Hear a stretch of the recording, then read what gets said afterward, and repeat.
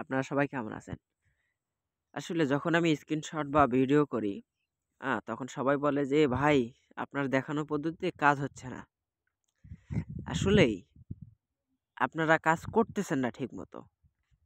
কেন কাজ হবে না? আমার যদি কাজ হয়।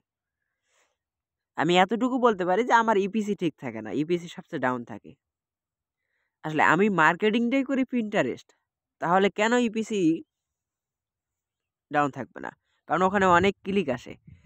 আসলে কি বোঝেন, আমার কথাগুলো হয়তো খারাপ লাগতে পারে। আগে বুঝতে হবে কথাগুলো। তারপরে আপনারা মার্কেটিং এ যান। তাহলে সফলতা হবেন। ফার্স্ট আমরা Google সাইট থেকে ল্যান্ডিং পেজ তৈরি করলাম, মার্কেটিং করলাম। আসলে Google সাইট থেকে ল্যান্ডিং পেজ তৈরি করে মার্কেটিং করলে হবে না। ওয়েবসাইট দিয়ে অবশ্যই মার্কেটিং করতে হবে। এবং আরেকটা খেয়াল রাখতে হবে, আপনি যদি কোনো অফার তুলে মার্কেটিং করেন, তখন আপনাকে ওয়েবসাইট প্লাস কন্টেন্ট লকার। কারণ একটা ওয়েবসাইটের মধ্যে অনেকগুলো সাজানো থাকে অফার। সেখানে যে অফারটা তারা পছন্দ করে, ট্রাফিক তা কমপ্লিট করবে। আসলেই আমরা মার্কেটিং যখন করি, তখন মার্কেটিংয়ে অনেক কিছু ভাবার বিষয় আছে। যে আমরা মার্কেটিং শুধু করলাম, ফেলে রাখলাম লিঙ্ক, লিড আসলো। আসলে এত যদি সহজ হতো মার্কেটিং করা, তাহলে সবাই করতে পারত। তাহলে আর গরিব থাকতো না, সবাই বড়লোক হয়ে যেত ২-৪ দিনে। যদি টাকা কুড়ি পাওয়া যেত। কথাটা বোঝেননি?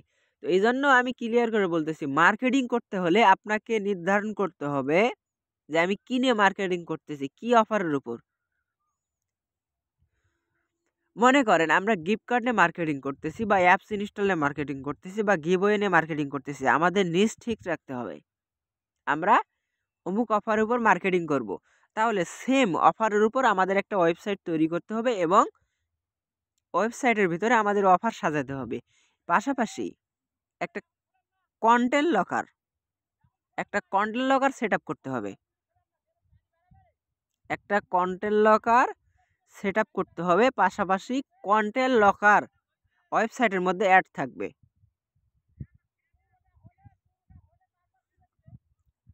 তাহলে আমাদের মার্কেটিং এর ধরনটা হলো কি, ওয়েবসাইটের মধ্যে আমরা সাজাবো অফার প্লাস কন্টেন্ট লকার। এটা কিভাবে করব এবং কেমনে করব এবং কিভাবে করতে হবে, সঠিক নিয়ম পদ্ধতি ইনশাআল্লাহ পরবর্তী ভিডিও মাধ্যমে আপনাদের দেখানো হবে।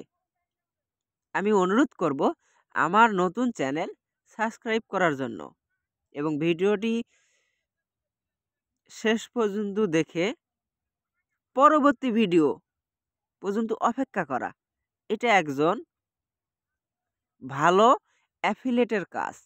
কারণ ভালো অ্যাফিলিয়েট হতে গেলে অনেক কিছু